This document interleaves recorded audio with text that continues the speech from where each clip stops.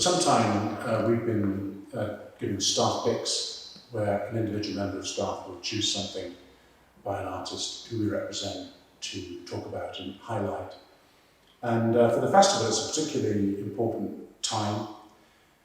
This year there is no Edinburgh Festival, but the spirit carries on. And we thought that rather than just being a straight pick in the list, we would actually record some of the thoughts that individual staff members have about particular works. And I've chosen James Morrison. I've chosen this wonderful painting of Farnell from 1973, which is actually a watercolour, talking earlier about watercolours. And again, Jim, particularly the early period, valued water-based media equally with oils.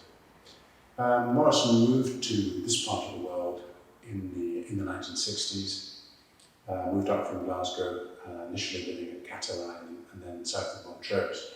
And this landscape, which many think of as the Mearns, became one of his great subjects, is one of his great subjects.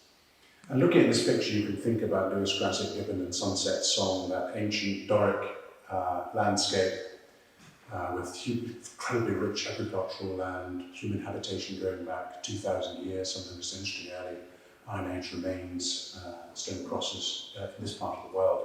And this is something I think that is captured in this painting, the kind of sweep of the landscape, trees in the foreground, a middle ground, and then a wonderful haze carrying you through the painting to the horizon, which almost melds with this calm summer sky.